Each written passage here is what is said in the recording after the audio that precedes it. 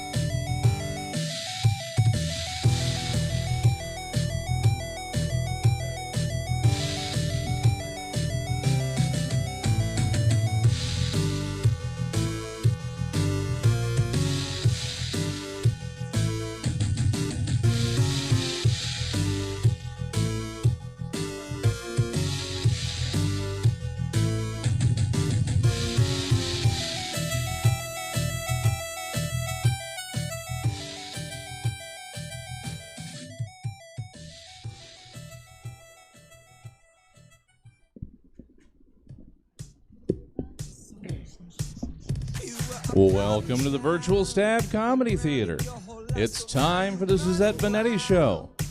Please welcome to your screen, Suzette Veneti.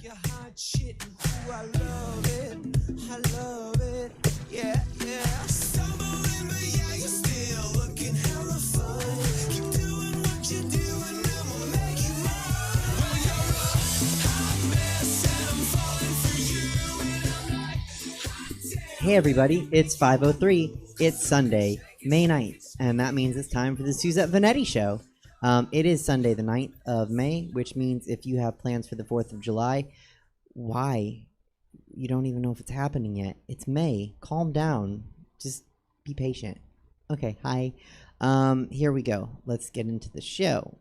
Michael Vick recently took part in a charity event where he ran along with other celebrities and former NFL stars, the 40-yard dash. Vick stunned everybody by running his 40-yard dash in a blistering 4.74 seconds, which is ridiculous for a 41-year-old man. But I'm like, of course he ran fast. He's trying to outrun his past. Bill and Melinda Gates are divorcing. Seems there were irreconcilable differences. She forwarded those stupid emails to all of her friends, and he did not pay her millions per email. So she's divorcing him and taking half of the billions. China is facing criticism for sending a massive rocket into space and not giving a fuck where the rocket debris hit.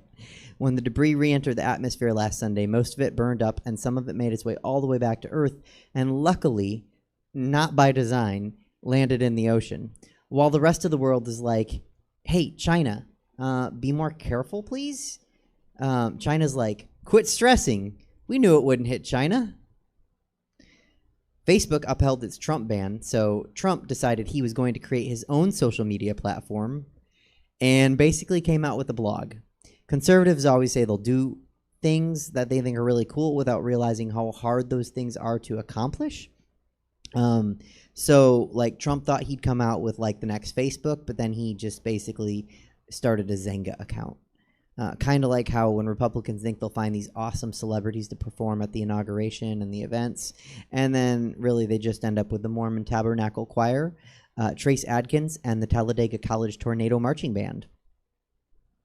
Customs and Border Protection seized 3 pounds or $40,000 in cocaine from the shoes of a woman traveling through Hartsfield-Jackson Atlanta International Airport last Sunday.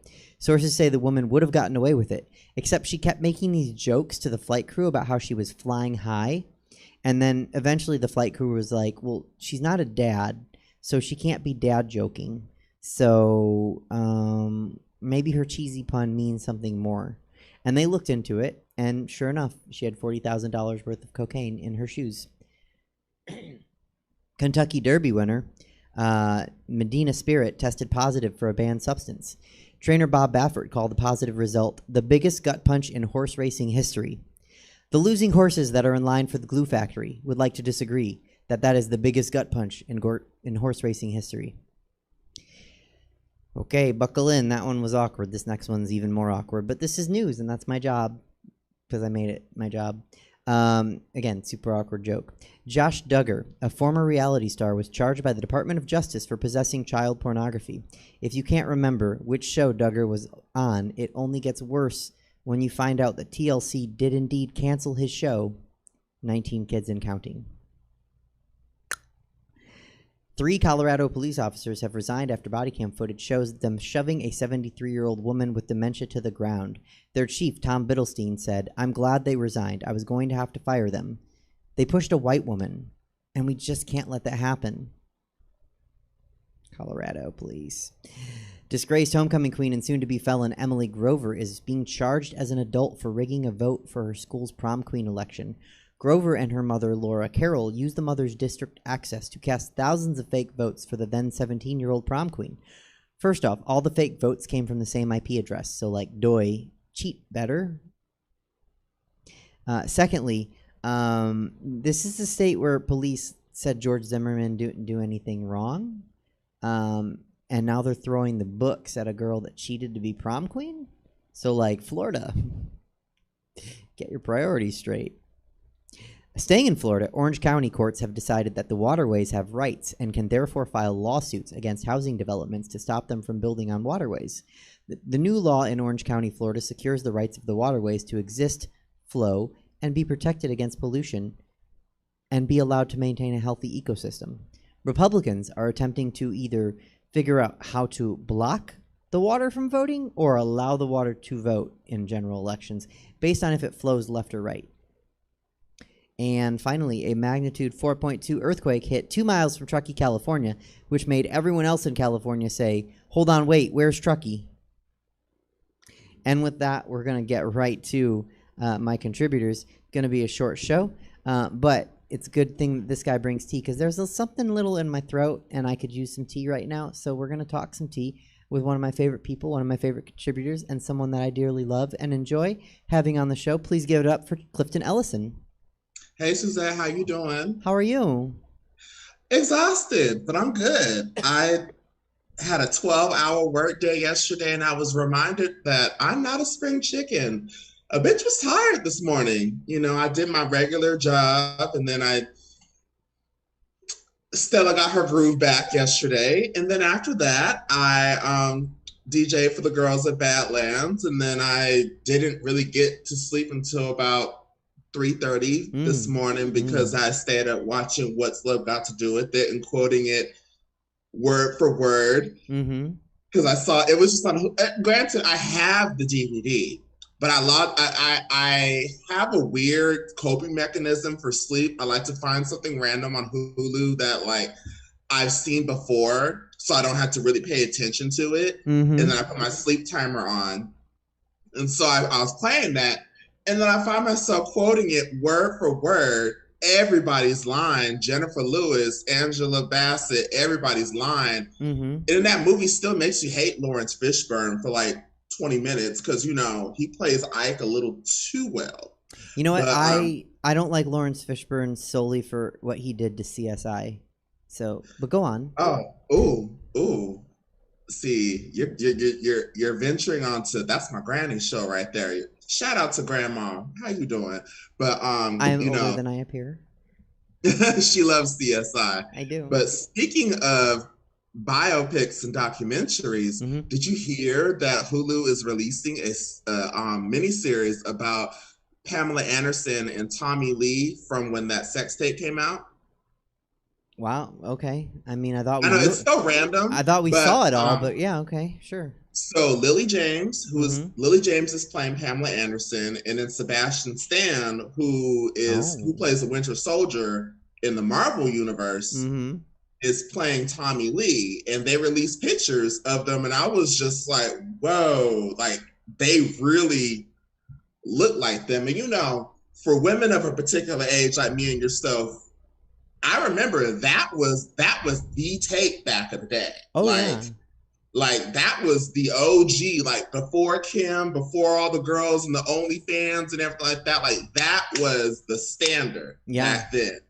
And you know, you could tell they did it because they wanted to do it. They didn't do it because they were trying to get famous because they were already famous. You know, she had Baywatch. She was the tool girl on Home Improvement. She was that girl back then. Right. And Tommy Lee was in Motley Crue, and you know, that's all I can say because there's children watching the show though. But if you get my drift, but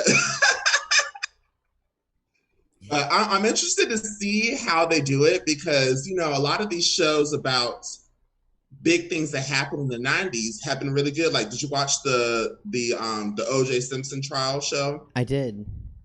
It was really good, and it's weird because I don't remember half the shit I did yesterday, but I remember exactly where I was when all these things happened. Even though I was only 9 or 10 years old, but I remember every single detail. And then when I see that, it's just like, damn, bitch, I'm old. Well, no, I'm not old. I'm seasoned, but you know. So I pulled up the pictures. I will say that I'm more impressed by Sebastian Stan's transformation than, I mean, Lily James looks great, but I happen to hang around a couple of people every week that wear a bit of makeup. And with enough makeup, you know, and a wig, I mean, she looks good.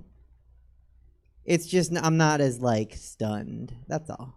Well, I mean, Ryan Murphy could have called you and you could have played Pamela. I could have. I'd be a really good Pamela. We just got to boost your titties up a little bit, but look, I wish y'all could see Chelsea's face right now because her face is sending me right now. She's like, bitch, stop gassing Suzette up like that. Yes, all the time. Every time I do a show with Chelsea, sometimes streaming, but always in person, I always check my titties against hers. And she's like, it's almost like, Chelsea clearly does not mind hurting feelings, but it's not that. It's beyond that. She's just like, what are you even trying to do? Why are you doing this right now? Like, almost like, have you ever seen like an NBA player and they're playing like pickup with like a 10-year-old and the 10-year-old shoots and the NBA player like blocks and it's not even like, it's like, well, yeah, you're a professional. Chelsea is a professional, like boobs to the chin, and I am a 10-year-old. Or it's kind of like when you're playing Mortal Kombat against like your 6-year-old cousin and you're kind of going easy on them, let them get a couple hits in. And then you're like, okay, I'm gonna let you win the first round just to give you some confidence. But then I'm gonna knock the shit out of you in the second round. And then the third round, I'm gonna let you get a couple hits in, and then I'm gonna do the whole combo on you. And then I'm gonna give you a fatality because I'm teaching you life lessons that you need to step it up, and you need to learn the buttons too. You can't just keep button mashing. You got to learn the buttons. You got to press pause and get the right moves and everything like that. So then next time it'll be a fair fight. So No, it's never going to be a fair fight with me and Chelsea. She posted a picture. You saw the picture. She was at brunch. Yeah. And the first thing I noticed, because I was feeling good about all this today, I'm like, okay, they're up, they're looking good, they're looking, better than 37 years old can look. And then Chelsea's, it's not even like her boobs are just, they're blocking me. They're where I should be, I'm not, because her boobs are there. You can see me smiling over them. Hey, you got to do what you got to do. Yeah. So remember last week we talked about the drag race drama with Tamisha Iman and Bob the Drag Queen. So I'm a little conflicted about this because, I like mess. Most gay men and people in general, they like mess. So I was waiting with bated breath on Tuesday for the mess. Girl, it was a bait and switch. Well, first off, before we go any further, because I want to hear about the bait and switch, I just want to say before I forget, everybody likes mess. Gay men are just honest about liking the mess. Bam, there we go.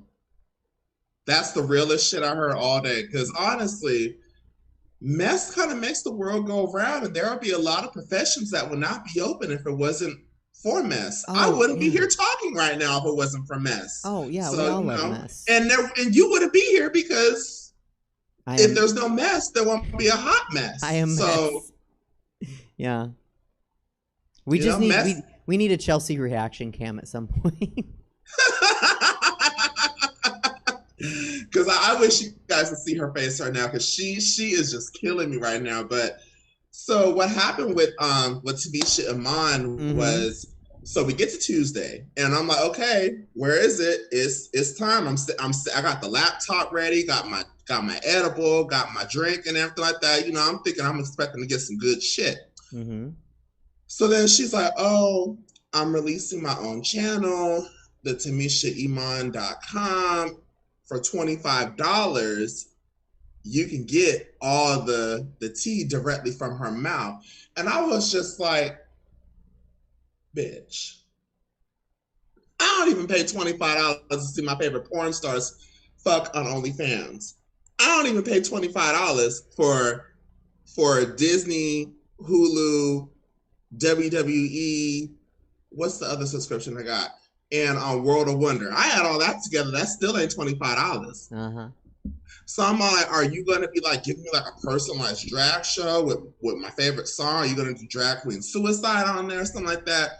But then I had to step outside of my own thoughts because I was like, okay, let me read this real quick. So basically, when you go on RuPaul's Drag Race, you sign a contract. And with that contract, there is an NDA in there. You can't say certain things. And also, too, if you go on there, even if you don't win, this new contract says that you are contractually bound by World of Wonder for, I believe, 5 years. So they can call you and be like, hey, we need a cameo for Drag Race season 72. We need you to come in here. We need you to come here for this. We need you to come here do that. We need you to, and you got to drop your shit and you got to go because you are contractually obligated. And also, too, you can't talk about the production. You can't talk about the editing. You can't talk about so many things. But granted, this contract has changed through the years because I wouldn't say I personally know, but I'm kind of close to a couple of contestants, and it was different on the earlier seasons. But then once it got bigger and it went to VH1 and got really huge, the contract also got a little bit more, how can I say this? Comprehensive. Luke Pearlman Pebbles, like, you know what I'm saying? Kind of a little shady. And so basically Tamisha Iman was saying, like, the powers that be, I can't say this on YouTube, but if I put a paywall up, then I can kind of say what happened without saying what happened. And basically what happened is that there are a lot of queens that you think about all the queens that have been on the show that you don't hear from and you don't see from anymore. Like, there are so many girls that you see them on the season, they get the chop, like 7th, 8th place, don't hear from them ever again. It's because they don't play by the politics of what's going on with the production. And it's kind of fascinating what's going on in that. And so basically she's bringing a lot of those girls that have kind of been pushed to the side onto her platform. So for me, for a second, I was like $25, but then I was also like, okay, she's giving these girls a portion of the money that she's getting from this and paying them because they're not getting booked. You know, a lot of the girls are starving right now because there's no clubs to work at because a lot of places are still shut down. And if you're not like top 5 of your season, you're not really getting the calls like Jujubee or Raven or Latrice Royale or any of like the bigger name girls are. So I'm kind of, you know, I tip my hat off to Tamisha for that. The bait and switch, though, was a little like, girl, but she is going to talk to Monet and Bob with the moderator on there. So I'm also kind of like, you know what? $25, that's a couple of cocktails. I'll throw it at you just to see what the tea is because I'm messy and I'm nosy like that too. So, you know, we'll see, and I will definitely report back to you with what I see after I watch this. But, you know, some homosexual will probably screen record it and put it on YouTube the next day. So there's that. I could just wait for that too. But, you know, try to support the girls if I can. Okay, but a question for you. And I'm going to ask Chelsea because she also watches Drag Race, and then she was at brunch today, and you've come to brunch quite a bit. $25 you get a little bit better from local drag than you do $25 from something like this bait and switch, right? You really do, because you're right there. Right. We know you. We see you. We know where it's going. We know, like, I'm giving you a tip because I'm enjoying you. I don't know where that money's going. For all I know, that money could be going to her wig fund or something like that. We don't know. Oh, look, we don't know. I'm just saying, if a queen has a wig fund and Liz is where the wigs are getting done, it's okay. That's okay. We like that. Yeah. But, you know, hey, you got to do what we got to do because, I mean, granted, things are opening up here, but a lot of places are still closed. And honestly, this goes back to when we were talking about the young man from The Bachelor, the homosexual that came out on The Bachelor, and Netflix giving him a show.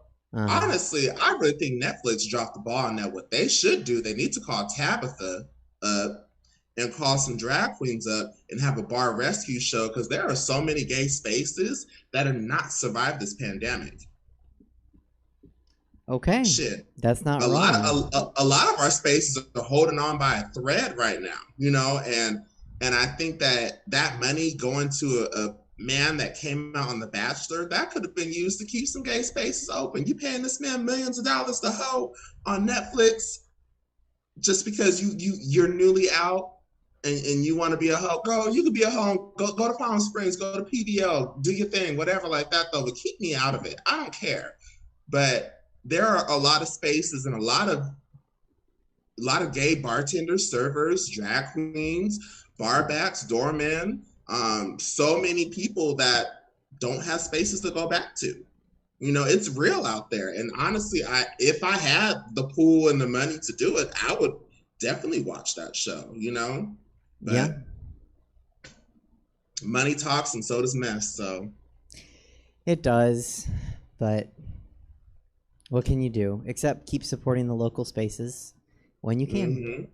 And that's exactly why even though I'm exhausted and I'm tired right now, I so enjoyed working last night because playing the music there brings butts in there. Bringing butts in there keeps the lights on in there. Keeping the lights on there makes sure that we still have drag queens and a space for the local gays to go to, you know? So it is a very valuable thing to have not only just a space, but also for all the people working there, all the performers, everybody, like you said, from the door guy to the bartenders to the drag queens performing on the stage. It is a livelihood, and this pandemic has hurt us all. So we've all been trying to figure out ways to do it. So thank you for doing what you can to keep people coming into the club. Yeah, and you know, honestly, I'm trying to be optimistic because I do see a light at the end of this really long, shitty tunnel we've been in. And hopefully by September, we'll have a dance floor again and we can dance and twirl and... Oh, by June. Oh. Yeah. Okay, so then I can look at the people be a mess and try to dance on the dance floor again. Hopefully the girls don't try to do TikTok dance moves on the dance floor. I don't want to see a whole bunch of air traffic control looking dances. What is this? What is this? Like, no. I just want to point out that is not how I dance. That's not. I'm thankful that you don't do the TikTok dances because I feel like TikTok dances make the most rhythmic person look stiff as hell. Look like a stiff wig out of a box. Just very like. What is this? Like, well, I don't understand. I'm too old for it. It's not my thing. But you guys go off, have fun. But I'm going to clown them when I see them try to do that shit on the box, falling off the go-go box on a Saturday. You know? Yeah. When a drunk gay falls off a go-go box on a Saturday, that's when we know the world is back to where it needs to be. Well, I think we're very close. We're very close. We're almost there. Just got to be patient. Just a little bit longer. Suzette, thank you so much for having me. Thank you for coming on, Clifton. Charged, and I am going to continue drinking and watching you guys. But thank you so much for having me. Absolutely. As always, thank you for being here, and I look forward to seeing you again soon. Yes. Okay. Love you. Bye. Me too. Bye. Peers and Queers, that was Clifton Ellison. His information was below. You can tip in, you can follow him, you can send him some coin. Also, above my pretty little head is the information for Stab Comedy Theater. Send them some coin, give them a follow, support. So it's not just the people working, it's also some of these venues. Support the venue, please. Thank you. With that, we're going to get to somebody who supported me today by coming to Drag Brunch, one of my favorite people. Also, the headliner in my comedy show on May 23rd. And just an all-around delightful person with the best boobies. Please give it up for Chelsea Bearce. Yes. How are you? Up, bitch? Yeah. How are you? You know, a little hot, a little tired, but the day goes on. We really need to work on that wig. I can't with this. I can't. Yeah. Sorry. Oh my God. What, you had a long day? You did multiple shows? What, bitch? Let's talk about it. You're in Sacramento. It's 100 degrees. I get it. It is. Put on a bandana. Damn. It is rough. I'm shopping right now. I'm shopping for clothes right now. Look at this. I hate this shit, like shopping for clothes. I'm like, all these bitches have tiny ass waists. I'm like, where's the I had a baby cut out of my stomach clothes? Like, that's what I need right now. Mm-hmm. It's driving me crazy. They look all cute. And I don't look like that. It's just annoying. Yeah, I mean, I have not had a baby, but I will also say, God. Thank God. I will also say, sometimes I see those. They're like the model is 5'10" and 114 pounds, and wearing a size 2, and I'm like, cool. What would I wear? Because it's not that. Right. Like I much know. shorter, So a little bigger. It's those. I do get duped by like advertisements for clothes a lot, because they do put them in poses, and stuff like that. And then I have to remember that I have to wear like multiple bras. So it's like, you're going to see this if it's a racer back or, spaghetti strap shit. Like, it's like spaghetti straps and me. No, the spaghetti straps will cut right through my skin. Like, I mean, no, because the weight that I'm carrying around is legit. Substantial. It's substantial. Yes. So I did come to brunch today. Are we talking about this? Yeah, we're going to talk about it. I had one more thing to say about the clothes. You know what? I forgot. Sorry. Brunch took over my thoughts. If it comes back, I'll spit it out. Yes, let's talk about brunch. You were at brunch. You always ask me what I thought about brunch. What did you think about brunch? I wish I came with a red pencil and a piece of paper so I could mark down everything you did wrong. That's what I wish. Well, you're welcome I will be equipped. I am coming back to brunch on the 23rd. Yes. I will be there for that. And then I'm just going to stay in Sacramento and then do Queens and Comedy at Punchline. So, yes, I will be there for that. And in the middle, you'll come here and do this show. Oh, is that true? Okay, yeah. Cool. Great. So we're going to have a 4-show day, the two of us. Oh my God. I know. That's so much, Suzette. That's so much. I was going to say, I don't know if that oh my God is oh my God, I'm going to be tired, or oh my God, I have to spend the whole day with Suzette. There it is. Yeah. Definitely the latter. Yeah. No, brunch was good. It was, my mom was ecstatic. She was so excited. And my sister was very excited that I was taking her to brunch because she was like, I love that you're doing this and blah, blah, blah.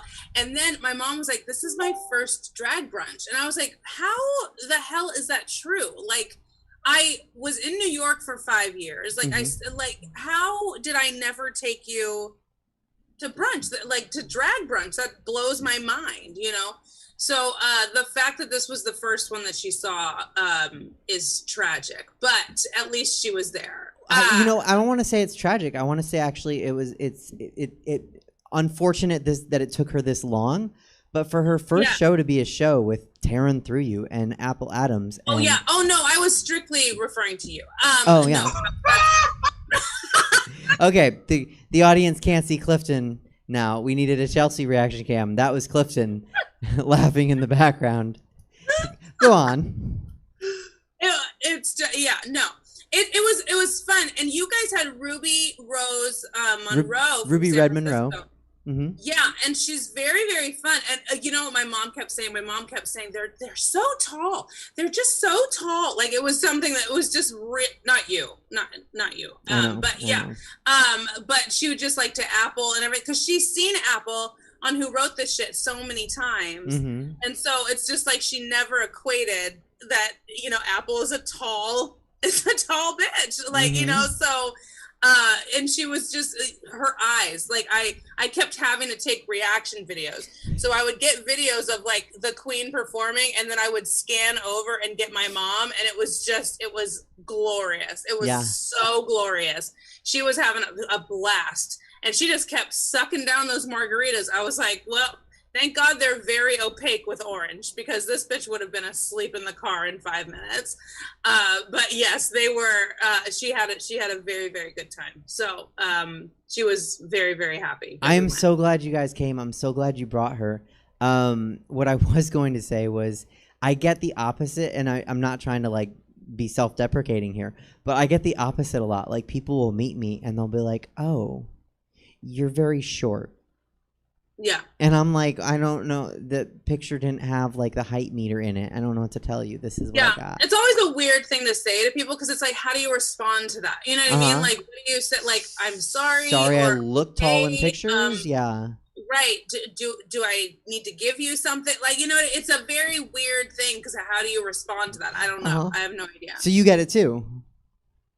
Oh yeah. People are always surprised at how short I am, especially because of the curves that are happening. I have a very, like, my body's it's a lot to take in. There's a lot happening in a very small amount of space. Yeah, you're not interstate legal because there's too much curve and not enough distance. Oh, very good. Sorry. Oh, man. No, some man, road you've knowledge. been waiting to bust that one out for a while, huh? No, it just came. It just came. Oh, bravo. Yeah. You're just getting stronger as a comic? Okay, awesome. You know what? Okay. Someone has a show they have to do on the 23rd, and they have to look good next to you. So, doing my best. Doing my best. Who else is on that show? Tell everybody. Who else is on that show? So, on that show, we have you. We have Mariam Musavi. We have Bijou Bentley. We have Melody De Leon, and we have one comic to be named. Okay, I like it. It's going to be a good show.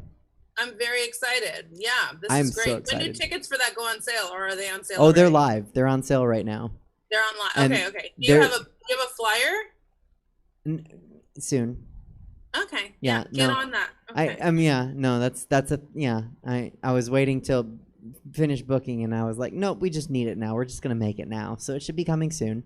We need to share that. Get the word out. I'm very excited. Absolutely. No, I've been sharing a little bit. Only 60 tickets. So once they go on sale, we'll have a full house. So yeah. So let's see. Now I want to ask you, because you were at brunch. Now the thing that I've been talking, I don't know, because you don't stay on to watch like the deeper interviews that I do. You're not here for like 2 hours, which I'm not. Of course not. I would kill myself. So now what I've been telling, because I've had Helen and Apple and Deja Sky, and I had Precious Cargo, and so what I've been kind of the through line of me talking to them about me, because we've talked about the scene in general. Because right now, there's this thing happening on the drag scene where people are like, I've been performing for a year, and I should be in all of the shows and have my own show and get paid this much money. And it's like, I'm sorry. Yeah, we can talk about this if you want. But hold on. So my goal, Helen asked me, I was on her show, and she interviewed me, and she said, what's your goal this year for drag? And I said, my goal is to get to a point where my days where I'm not like, you know what, I didn't steal the show, I didn't kill it today, but the audience is still like, yes, bitch. Like, now you weren't, but you are, you know how the sausage gets made, right? Mm-hmm. But you saw the crowd living for me.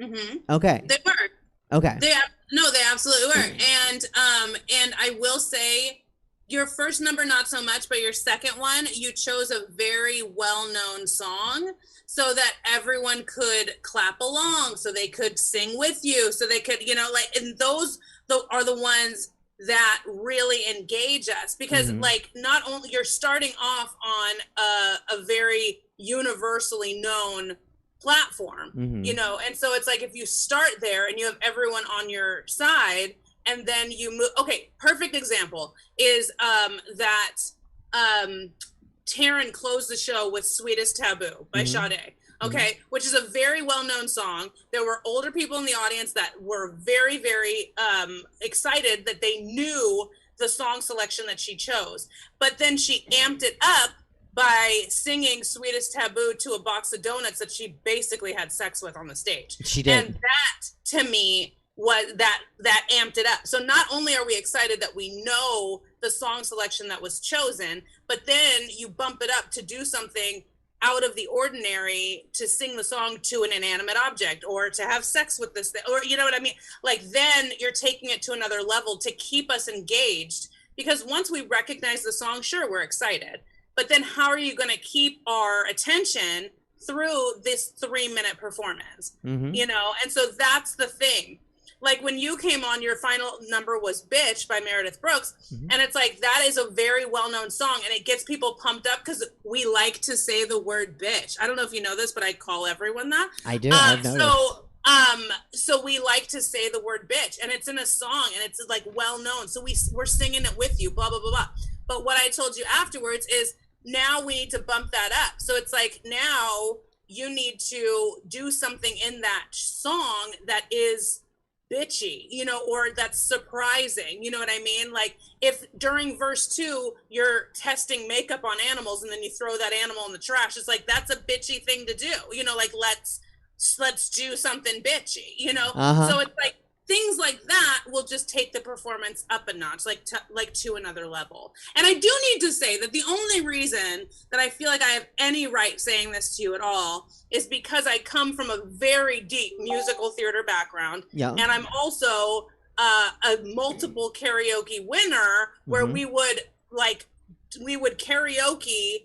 It was a performance. It was a league. We were competitively singing, but we had to get dramatics involved with it, with costumes and props and everything. And it was in New York, and it was this huge deal. Like, people would flock to this thing to watch these competitions unfold. It was phenomenal. No, in your opinion. Okay, so here's something I learned as an artist a long time ago. Everyone's opinion is worth listening to. Everyone's opinion might not be good. Some of those opinions are going to be trash, just by the law of averages. But don't discount someone's opinion just because they're not a performer themselves. They're not a drag. Like, every comic that watches a drag show, I'm interested in what they have. And this is not to discount you, because I'm extra interested in hearing because of what you've done. Also because I ask you for it a lot. I want to know your opinion of it. But if... Let's say I'm trying to think of a random comic we both know. It doesn't matter. The audience isn't going to know. So random comic A, right? Someone we both know, never been to a drag show. They come to brunch with you.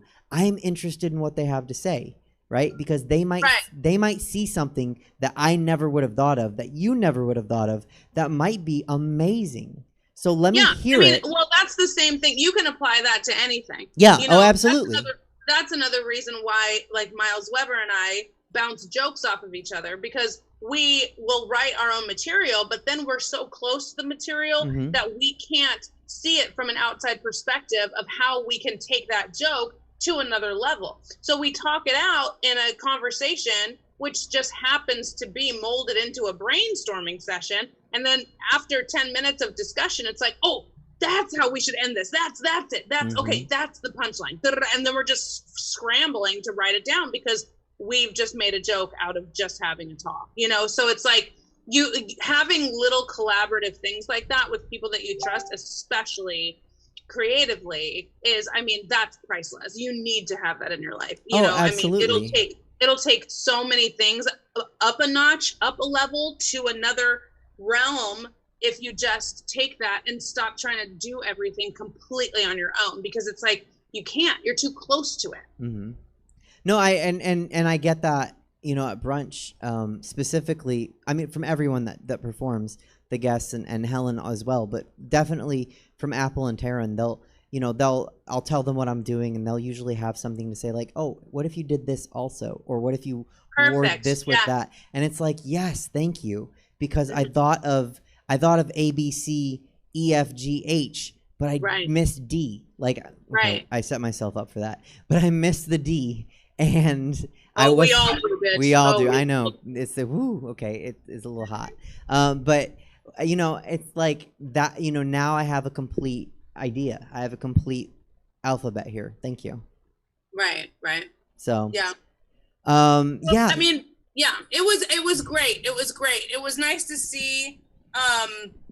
You know, the different styles, you know, because I always love seeing drag queens' different styles and stuff like that. And Mom, it was fun to see. I'm glad that, like, Helen Heels had a Pretty Woman number. And so it would go from the Pretty Woman, the song, and then incorporate sound bites from the actual movie. And I don't think my mom knew that drag queens could do that or did do that. So I'm so glad that there was a number that incorporated some dialogue that they can play along with, because it's like, that's a very drag queen thing to do, is to, like, you know, let's amp up this song. Let's not just do this song. Let's take a fun version of it, or let's add some words to it or something. Right. And I love when they do that, to just bump it up to another level. And I'm glad that my mom was able to witness that. Oh yeah, no, I mean, that is a Helen staple. So, like, that's something that we talk about when I have other queens, and we talk about brunch, is there is a little bit of overlap between all four of us. More so, you know, with me and Apple and Taryn and Helen. But there's overlap between Helen and I. There's overlap between, you know, Taryn and Apple. But you are gonna get that style of drag with the dialogue spliced into the song from Helen, because she's good at it. She does it well, and she does it often. Yeah. I'm glad your mom saw this brunch. She's seen drag before, but I'm glad that she saw this, because this really is some of the best drag you can see in Northern California. Yeah, it was fun. It was really fun. And like my sister, you know, she heads up like the social media stuff for Who Wrote This Shit, my game show that's on Monday nights. Clifton, I think, are you going to be on are you on tomorrow? Are you going to play tomorrow? Nod. You can hear me. Come on. There you go. Tomorrow at 6 p.m. Are you playing? Is it every week? Every single week. Mm-hmm. Let's do, because I'm moderating Monday Night Raw tomorrow for my wrestling group, so let's do next week. Okay, we'll talk. I'll message you. Oh, and Chelsea, I got some people who are interested in coming on as contestants. Oh, good. Okay, because they saw the episode with all of us. Cool. We might need them tomorrow, actually. So we'll message privately. But my sister, she heads up all the social media. Like, she runs our Instagram and stuff like that. And so when I told her where we were going and who we were seeing, she was so excited, because we would go to drag brunch in Manhattan like once a month. We would go about once a month, and every Sunday their drag brunch was based on Broadway musical numbers. So every musical number was a Broadway show tune. And it was just because we were brought up with musicals, and that's something we watched as a child, to incorporate that into the drag world. It was just like, there was nothing better for us. There was no other way that we would want to spend a Sunday. So yeah, no, and so did we talk about when we had the Broadway? Did you and I talk about the Broadway show that we did about 2 months ago? I don't think so. Oh. No, maybe it was when Apple was here. I can't remember. I did Hamilton. I think we did talk about it. No, you did Hamilton? Yeah. Oh, you talked about it with Clifton. Yeah, we talked about it. Okay, I talked about it with Clifton. So, yeah, no, we had a Broadway day. I should tell you next time we do. Yes. Okay. Oh my God. I have so many ideas. It's so stupid. But yeah, Broadway, oh my God, stop it. Broadway and drag, there, I mean, it's like peanut butter and jelly. Like, it should just always be together. But actually, I know you wanted to bring up like drag race with me. And if I am being completely honest, once Drag Race went to VH1, I was no longer interested. No, it went mainstream, and I was like, no. And you don't understand. Like, my sister and I watched season 1 when it was on TV. Like, it wasn't like we went and like sought it out to watch, you know, BB. It's like we watched season 1, you know, and we were fans from season 1 to Bob the Drag. Like, it was every single week we would hold drag parties at our house. We, you know, multiple times we would wear wigs during commercial breaks. We would have to switch. Like, I mean, like, we held drag parties. Like, in New York, it was a big deal. So, and I loved the fact that it was on Logo. I loved the fact that it was this underground, you know, only true fans were watching. I loved that. Once it went mainstream, I felt like some of the magic was gone. And that's completely me. No, it's not complete. I mean, that is exactly where shit went left with it, and those contracts got those lengthy 5-year things on there. Mm-hmm. And it's so funny you brought this up, because in my wrestling group, I said RuPaul and Vince McMahon, who owns WWE, are very similar, because if you cross them, they will make your life a living hell, and you won't be able to do anything else, because they're greedy, they're money hungry, and they control the talent, and they have a way of making it so that if the talent steps out of line, the talent won't get any work anywhere else. Mm-hmm. And that's something that was fearful of when it made the switch from Logo to VH1. There was part of me that was like, this is all for money. You know, like it was like, why can't we just do this to celebrate drag? Why are we changing this platform? Just have it be where it's at. It's doing fine. You know, like it stopped being about celebrating the drag queens to me. And I feel like before it made that switch, it was all about the drag queens. It was like, it was strengthening them, pushing them to their limits, like helping them get better. You know, I mean, in season 4, Michelle Visage had to tell a bitch to put on lotion, like lotion up, bitch, lotion up. And it's like, you have to tell someone to put lotion on. Like, this is the TV that I want to watch, because it's like, these are queens that are learning how to be better queens, you know, like, and that's what I want to see. I don't want to see money hungry, totally polished. Like, I don't want to watch that. It was the magic was fun. You're not seeing. Oh, go ahead, Suzette. I was gonna say, so this is not just my opinion. This is not. I'm not stating this on behalf of all drag queens, but from the drag queens I have talked to now, and certainly Clifton, and I think we've talked about this as well. Now it's not so much who has the best drag. Now it's like who has the most money going in, and they're not necessarily polished going in or know what they're doing. They just they're funded. You know, they're sponsored. And yeah, and that's not okay with me, you know, like, and okay, like I watched one of the finales at one of the gay clubs in New York, and this was before Bianca's year, and Bianca was actually hosting this finale. Okay, so she was hosting the finale. We were watching it on these huge like drive-in screens inside this giant ass gay club, right? And everyone just kept asking Bianca, like, how are you not on the show? How are you not on the show? You know, and then I guess Bianca, like, was asked personally by RuPaul to be on the fucking show. And it's like, this is, you know, like, of course Bianca Del Rio is going to win. Like, she's literally fully well-rounded. You know, we're talking about a funny queen, but she can also be very, very heartfelt. She can do funny. She can do glamorous. She can do all of that. You know, like if you're just dealing with, you know, like a Violet Chachki who's like got a rude mood just so she's a skinny fucking bitch. You know, it's like, sure, she won, but it's like, but what do you do? Like, Chelsea, you have just struck the chord that we've been talking about for an entire month. Because I had Apple, I had Helen, I had Deja, I had Precious, and it's what do you do? Like, this is me talking to a drag queen. What do you do that makes you you? Like, why? Like, sure, you're pretty, sure, you're in a wig and you're in heels and you're in a dress, but like, why you? Like, who are you?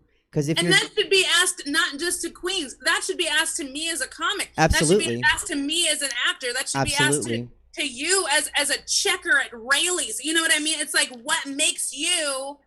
Why should I give a shit? Well, I don't like how we talked about you as a comic, as an actor, and then I became a checker at Rayleigh's. But yes, I agree completely. If the shoe fits, bitch. I mean, it's like, do you know how to bag eggs? That's a serious skill. I don't know if I have that skill. But no, absolutely. Like, and that's why, speaking of my show, Queens in Comedy, that's why I like booking comedians with different viewpoints. And I get so frustrated when people are like, oh, I don't know, it's hard to book a show with, you know, women, or it's hard to book a show with like that's diverse. It's not. You're being lazy. You're being lazy, and you don't want to book a show that's diverse, and you don't want to book a show with women, because it's not that hard to book 4 different comics with 4 different viewpoints that can tell you, because I don't want to see the same jokes from the same people of varying skill levels, you know? Right. Like, I don't want to see that comedy show. Just like I don't want to go to a show. I'm going to start with me, because we can all agree. No one wants to see 4 Suzette performances in the same show, right? Oh my God. I don't even want to see one. But you also like the variety of getting something different than just 4 Apple performances in a row, or 4 Taryn performances in a row. Would you like that? Yes. Would the drag be elevated and high? Absolutely. But seeing different speeds and different pitches and different types, that's what kind of makes a show special to me. And so, yeah, it is about who are you and what do you do. Because if you're just skinny, cool. But what else? Right, exactly. And so when I look at, like, let's use today's brunch as a you know, kind of a catalyst, like, Sure. you know, like I'm glad that you like you see it, like you see yourself as a princess, you know what I mean? Like, it's like, and that's a great persona to have, you know, and it's just, and it was perfect today with your like pigtails and this little baby doll dress, and it's like you played that part up, you know what I mean? Like you were basically Prairie Dawn from fucking Sesame Street. Like it was like that was a perfect like drag princess look, you know what I mean? But then you look at Helen, who's like a professional dancer, and it's like, yo, she can bring the dancing numbers to the thing. Apple is a great comedic performer, you know, like, and so it's like, and that Taryn brings, I mean, whatever old people bring, but it's just like, it's just like, I love it. You know, she will read the audience to filth, you know. That bitch read me for wearing a fur coat like 3 weeks ago. Like, I mean, it's like, and no one knew what she was talking about, but she knew that I did, and she was not going to let that die. And so it was like, read me, bitch, let's go. I can do it too. Like, I love this. Yeah. I'm not going to back down from this. Read me. That's great. So it's just, it's nice that your show is, it highlights everybody's different, and you guys really do celebrate that, which is great. Yeah. Well, and then on top of the four of us being, like I said, you know, we kind of intersect at places, but we're also very different. The guest performer, we have some of the best guest performers you can get, and they bring a whole different element, you know? Yeah. Which is like, did Ruby give you something that you could have gotten from Helen or from Apple? Yeah, but she gave it to you in her own way because she's Ruby. Well, she gave it to me in ice skating outfits. I was like, this bitch has so many ice skating leotards. What is happening right now? Like, I mean, she was so glamorous, and then she stood on a damn wall and jumped off in heels. I was like, this bitch is gonna die. Like, oh my god. So I mean, she was great. You know, and it's just, it was really nice to see all of you guys just serving up the different things that you guys have. And I really feel like performers in any aspect should really look at, what am I bringing? Why is my voice different? And why is my voice something that needs to be heard? I think that's a very important thing, especially if you're doing anything in the performance you know, and that's as a dancer, a singer, an actor, I mean, anything, comedian, you know, DJ, anything in the performance it's like, why? Right. You know? Well, and that's the thing, like, because there are a lot of people lately who are like, oh, I can give you what Apple gives you, or I can give you what Mercury gives you, like, but I don't need, like, Apple can give me what Apple gives me, so I'm just gonna go ahead and get it from Apple, if that's okay. Right. Like, I'm just going to get 100% from Apple Adams instead of the 25% of the Apple Adams that you can give me, because she can give me the whole thing. So I'd rather just do that. Thank you. And same thing as a comedian. Like, I joke about wanting to be you. I joke about wanting to be like you. And I've said this, I think I said this to Deja. I want to be my version of you. I watch you do comedy and I go, damn, how do I do that but as me? You know, I don't want to be... You can look at people and, you know, not necessarily want to emulate them, but you want to have my level of confidence when I talk to someone in the audience. You know, like, you want to, which is totally attainable. Like, looking at someone and looking up and being like, that's where I want to be, which is fine. But you can get there doing exactly what it is that you bring to the table, you know? And so it's like, and that to me is that would be something dope. That would be something different, you know? And then you're pushing yourself to reach those higher levels, you know, and that's what, if you're, I mean, in performance, if you're not constantly pushing yourself, if you're not constantly growing or evolving, I mean, just stop now. What are you doing? Because this is one of those things that you don't stop. You don't stop. In performance, there is no, I've made it. No, you're constantly looking for the next thing. My friend, right before the shutdown, he was cast in Mean Girls. He was the principal in Mean Girls on Broadway. Okay. And he had that role since Mean Girls got put on Broadway. He was great. And he's a stand-up comic. He's a singer. He's a phenomenal guy. I love him to death. And he got cast in Mean Girls. This was his Broadway debut role, and he was so excited.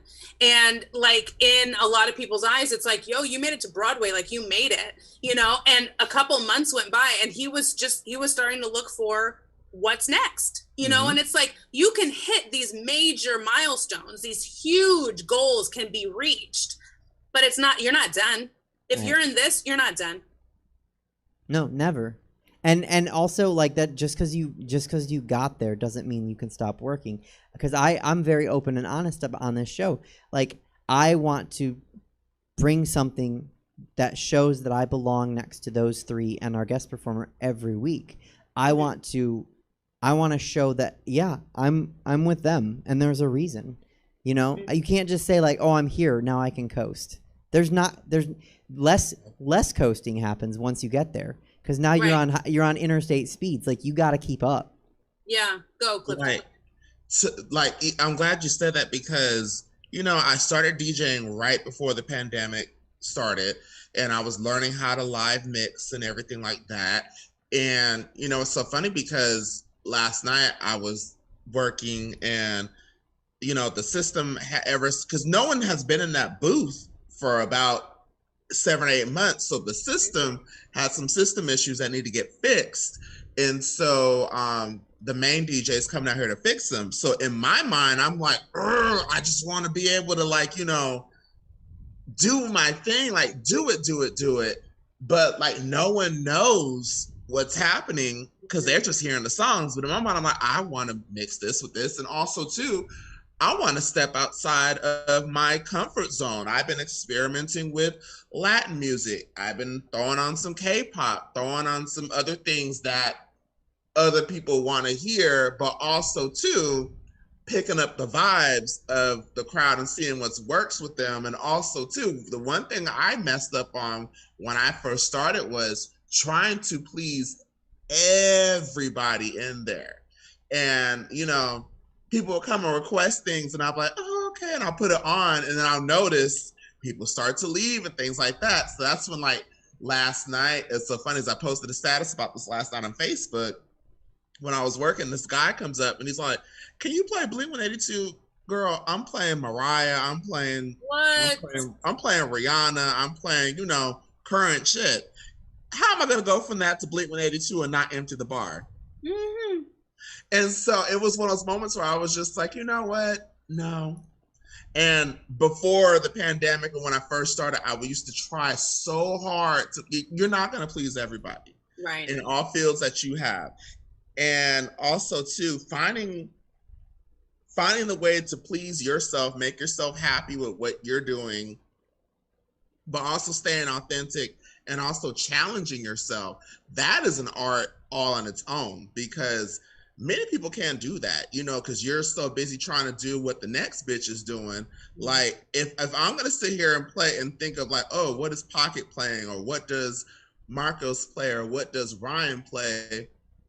They could just have Pocket, Marcos, or Ryan come in and play. You know, like, I need to have my own groove and do what I like to do and whatever works. And that's the same thing with you, Suzette, and the same thing with you, Chelsea. Like, if y'all were doing what the next bitch was doing, why they got you up in there? Right. Well, and bitch in there. So and Apple and I talked about that when she was here about a month ago.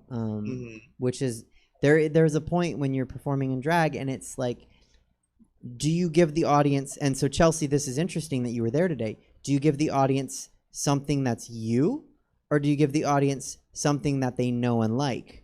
And the general consensus from the people that I admire and trust to advise me is you do both. You split the baby. Exactly. I was just going to say that. You can do both. And the ones that do it really well are the ones that do it seamlessly, where it's like you can tell that they're doing this and they enjoy it, but they've also figured out how to make this a universally,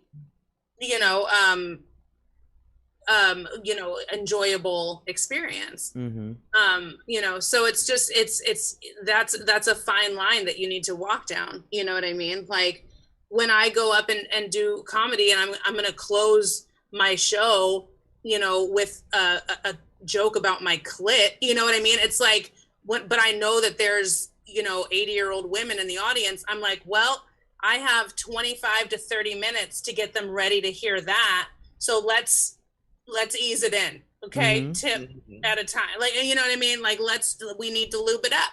So I see that because I'm like, well, now I'm going to be doing something that I enjoy, but how can I make them enjoy it too? And so it's just, it's a fine line, but I definitely think that the performers that are doing it right are doing those things simultaneously, and you don't even realize it. Oh, absolutely. And I think if today hadn't been Mother's Day, for instance, maybe I'd do Bitch first, right? And then do Mom was my other song by Meghan Trainor, because that is not a well-known song. It wasn't even on one of her albums.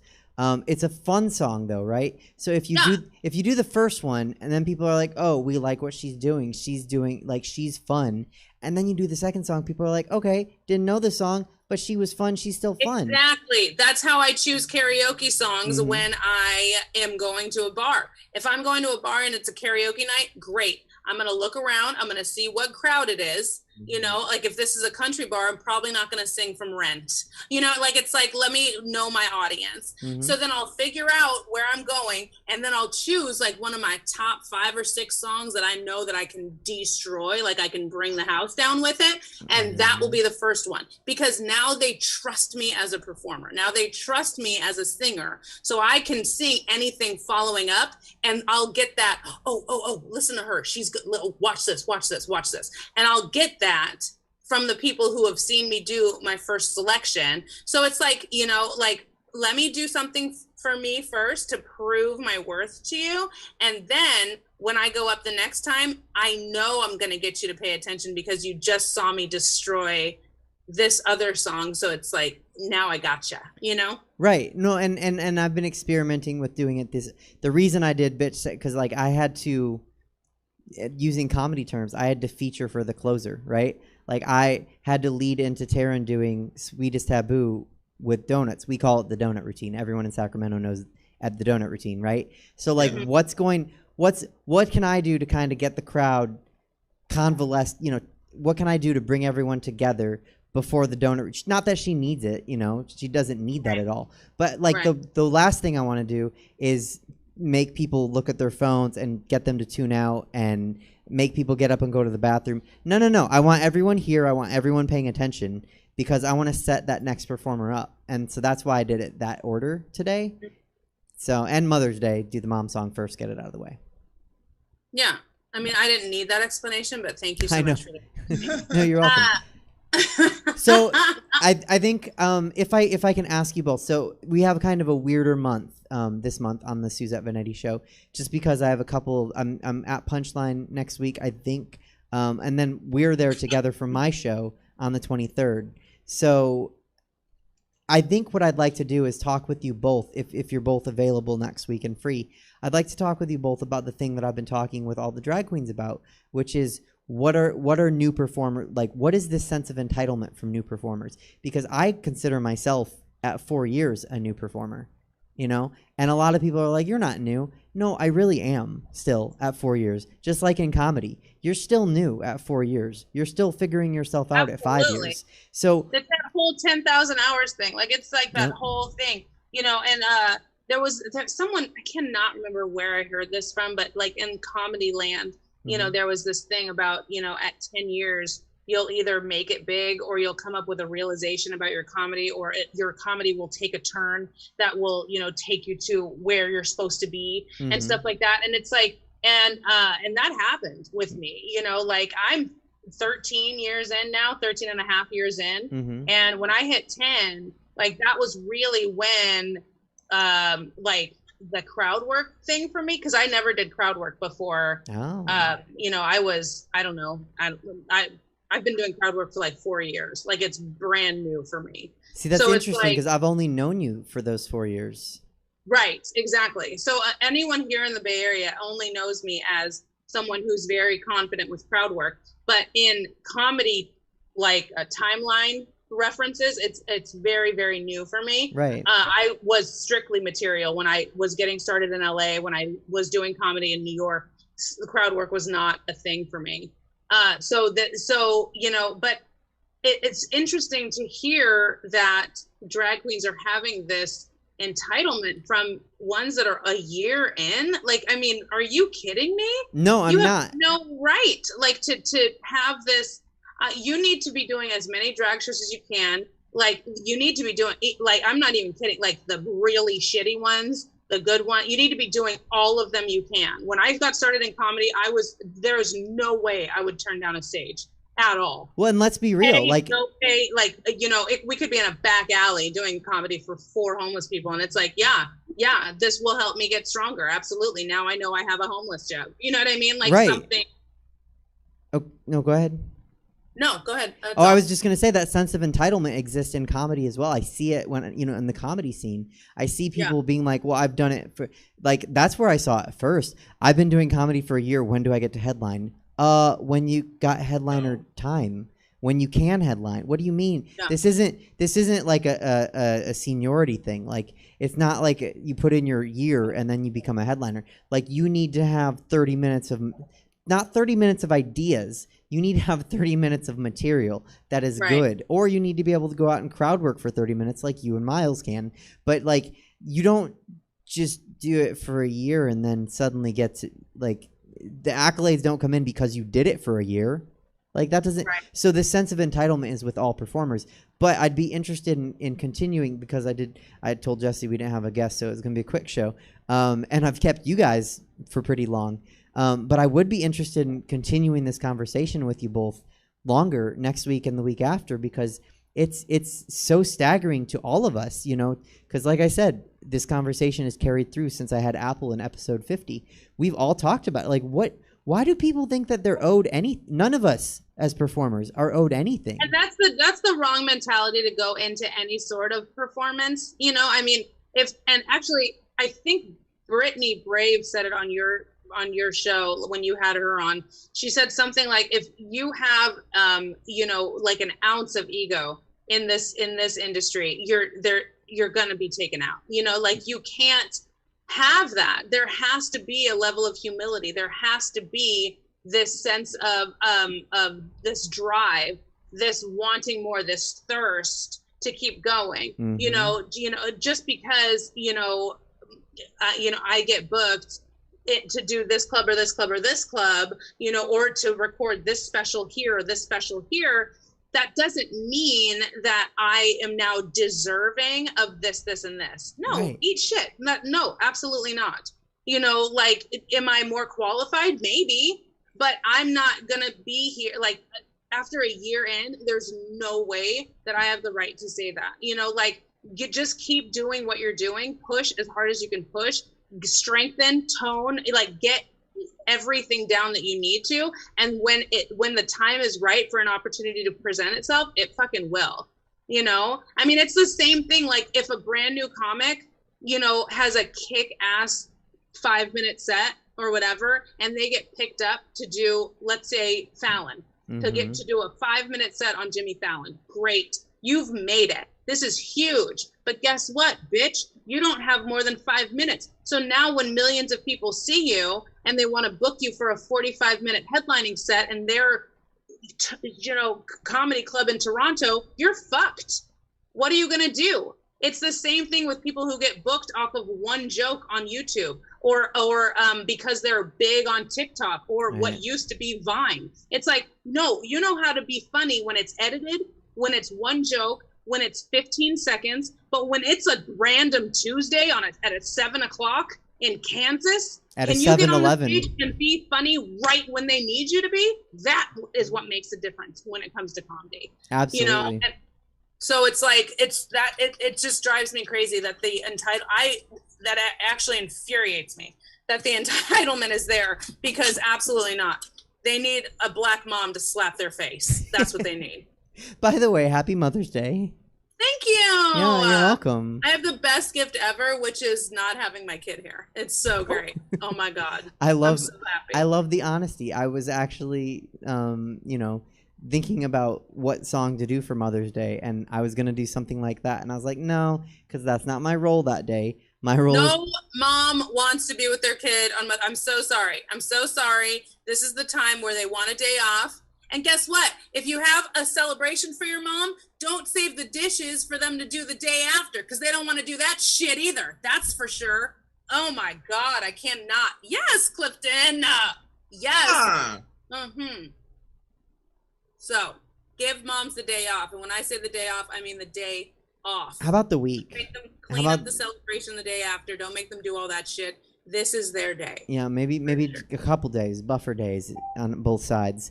Okay, so are you going to be here next week, Chelsea, streaming in? You're available? I think so. Okay. Let's consult my date book. Clifton, yep, I'll be here. Clifton, you're available? Next week is a WWE pay-per-view. I won't be here.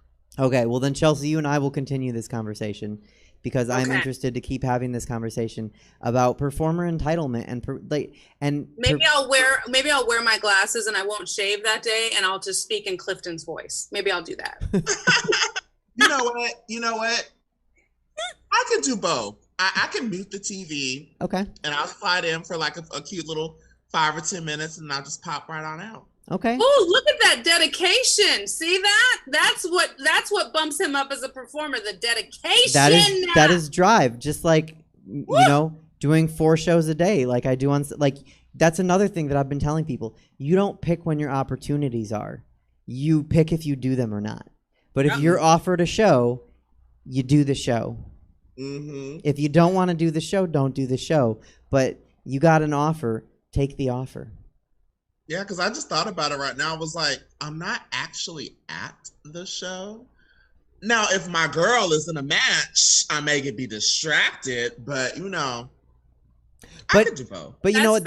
That's fair. That's also, like, I would be interested on that take when we talk about this more at length. What you were talking about, Sasha Banks, right?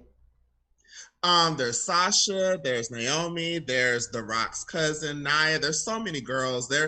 Wrestling and drag go hand in hand because there's about 20-something girls on there, and they all just different personalities and different vibes and everything like that. But there's a huge title match next week.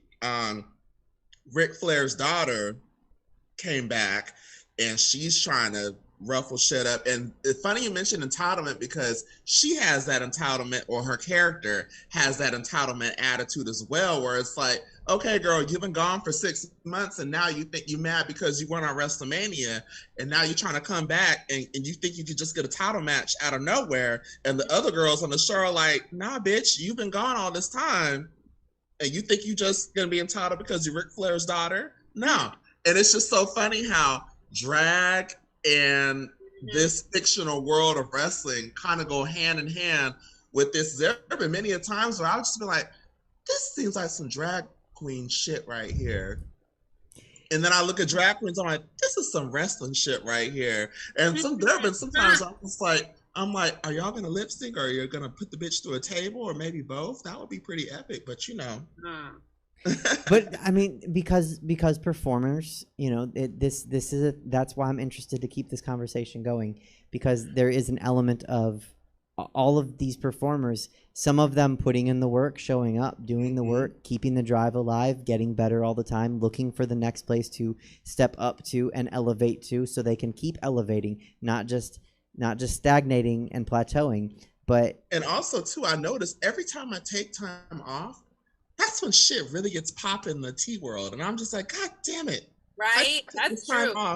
And then all this shit happens. And then you'll come back like 2 weeks later or something and you're like, yo, like we have to talk. Like you'll have articles like. Because there's always something going on and it's just like figuring out like what to talk about or because I used to get overwhelmed trying to pack everything in. But then I was like, okay, what do I really want to talk about, and what do the people that watch this show want to talk about?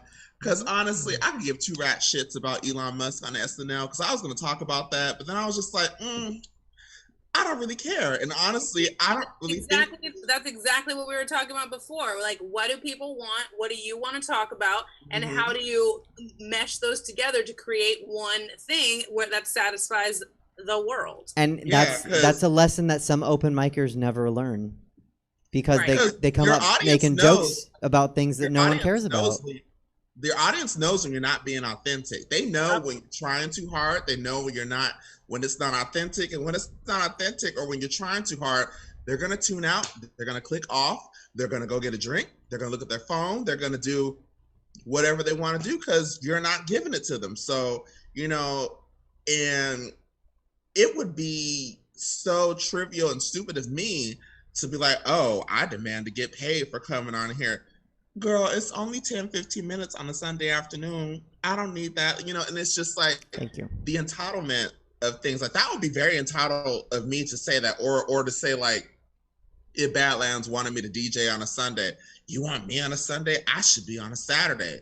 Bitch, I've only been DJing for not even a year. Right. Like, you got to walk before you run. And, you know, when Apple or Pocket or somebody would give me pointers, I take them because these are all people that have been doing it way longer than I have. And, you know, every time that they give me pointers, I take it. And I see a lot of these young, well, I sound like an auntie right now, but I see a lot of these younger people coming into different spaces with these attitudes. And I'm just like, girl, life is going to eat your ass up. Yeah. Okay, let's table this. Let's come back to this.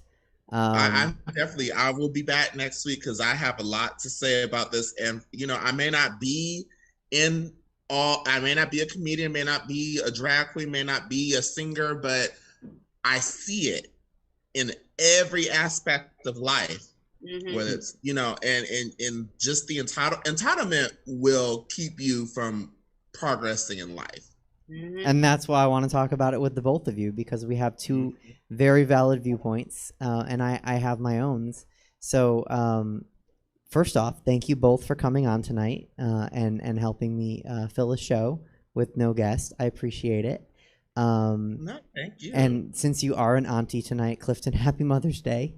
And again, thank you. Happy Mother's Day to you, Chelsea. Thank you very much. I appreciate it. Absolutely. Thank you for some Jack in the Box from Uber Eats, and I'm gonna watch Pose. So okay. Get it, bitch. Yes. Good to see you both.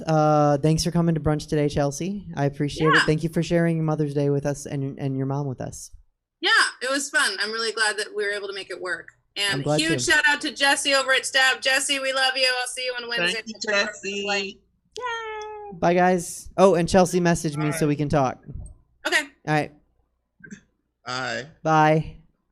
All right, Peers and Queers, that was Chelsea Bearce. Her information was below her. When she was on screen, I think Jesse was having Clifton's information below him. So please support them both. Follow them both. That is how performers stay up to date and getting better, by getting eyes and views, because if you don't, then you can't improve, because you're for improving. You can, I restate, you can improve when no one's watching, but it helps to have an audience when you're a performer. So please follow them. Also, again, above my pretty little head, the information for Stab Comedy Theater. With that, we're going to round out the show with the person that we always can bump at the end, but we're not going to bump him today. We're going to bring David Shapiro on. He is a performer. He also works hard. I will not be mean for once and say, David Shapiro, how are you today? How are you? I'm all right. Thank you for asking. Cool. Do you consider yourself a mother? No.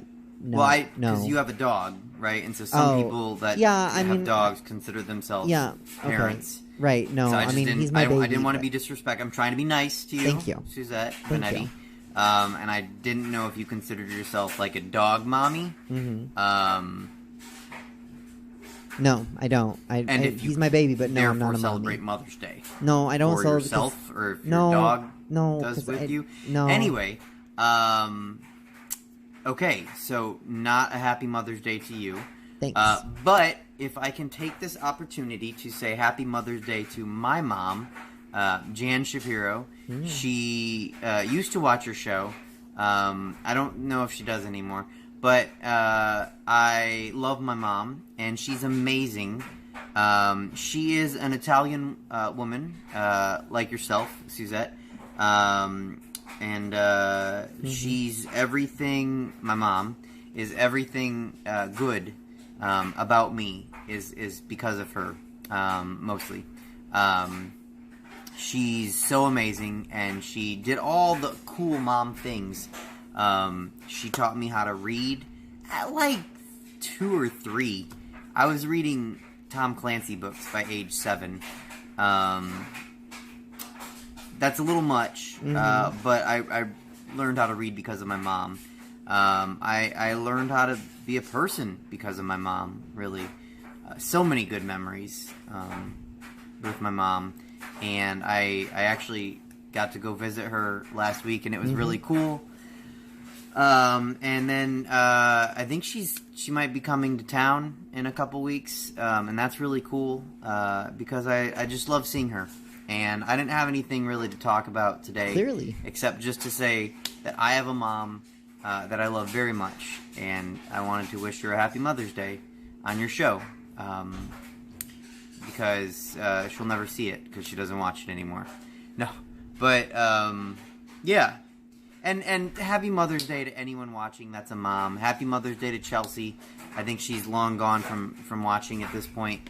But happy Mother's Day to her. Let's see. Happy Mother's Day to... Yeah, I think that's it. As everyone on your show that's a mom today. But yeah. So happy Mother's Day to anyone watching that's a mom. Mother's Day is cool. I think we all like Mother's Day. There are a lot of holidays nowadays that are stupid. Everyone has a day. I'm pretty sure there's Italian Jew Day at this point, which I should probably be behind, but I'm not, because there are too many holidays. But Mother's Day is one that I think we can all kind of get behind and say is pretty cool. yes. So, happy Mother's Day to all the mothers watching, and yeah. That's it. That's all I got, Suze. Okay. Yeah. Okay. All right. Well, thanks cool. for coming on. Have a great, rest of your evening. Okay. And I'll talk to you later. Yeah. Okay. Okay. Bye. Bye, David. That was David Shapiro. His information was below him. You can follow him. You can support him if you want. I'm not as passionate about that as the other two. Anyway, that was the show. Thank you to Clifton. Thank you to Chelsea. Thank you to David Shapiro. Thank you to Jesse. Thank you to Stab. Thank you to you guys for watching this 55th episode of the Suzette Veneti Show. We'll be back next week on May 16th at 5:03. We'll pick up that conversation on performers that we finished today. So, see you guys next week.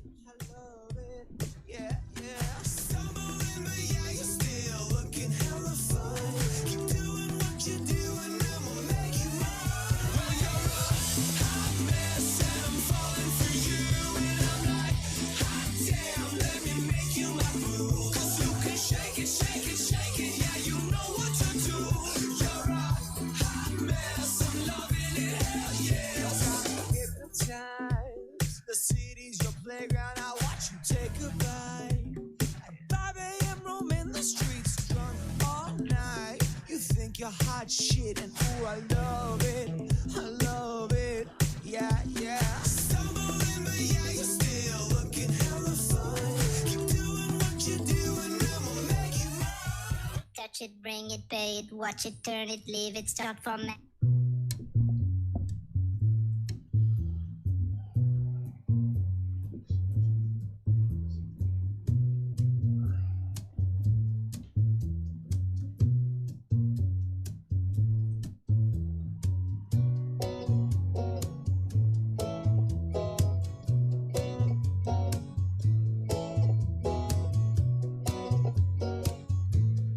Find yourself a girl and settle down.